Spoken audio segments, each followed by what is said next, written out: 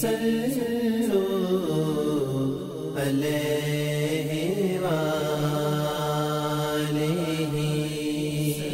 نہ ہوتا تیرا جمال۔ حدیث نبی صلی اللہ علیہ وآلہ وسلم ہے،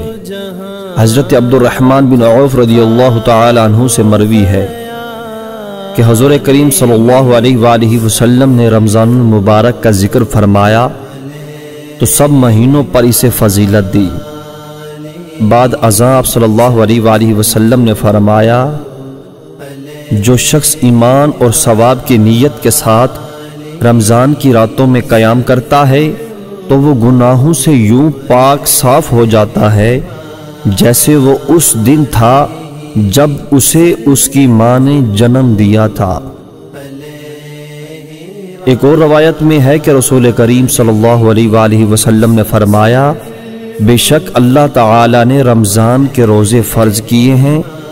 اور میں نے تمہارے لیے اس کے قیام کو سنت قرار دیا ہے، لہذا جو شخص ایمان اور ثواب کی نیت کے ساتھ ماہ رمضان کے دنوں میں روزے رکھتا اور راتوں میں قیام کرتا ہے وہ گناہوں سے یوں پاک و صاف ہو جاتا ہے جیسے وہ اس دن تھا جب اسے اس کی ماں نے جنم دیا تھا۔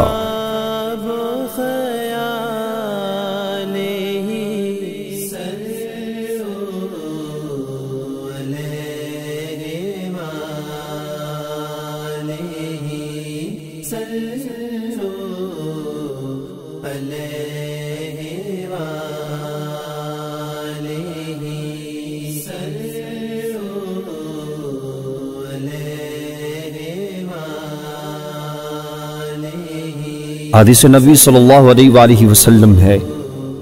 حضور کریم صلی اللہ علیہ وآلہ وسلم نے ارشاد فرمایا، روزہ ایک ڈھال ہے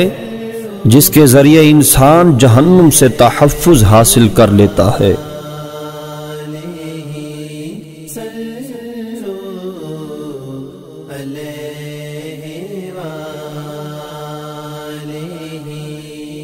جو نہ ہوتا تیرا جمال ہی تو جہاں تھا خواب و خیال ہی۔ حدیث نبی صلی اللہ علیہ وآلہ وسلم ہے، صحیح بخاری 1923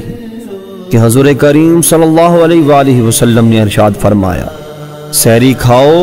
کیونکہ سحری کھانے میں برکت ہے۔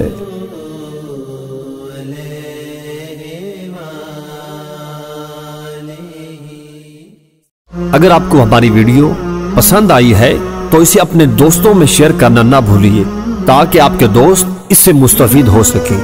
اور اس طرح کی مزید ویڈیوز دیکھنے کے لیے ہمارے چینل کو سبسکرائب کرنا اور بیل آئیکن پر کلک کرنا نہ بھولیے۔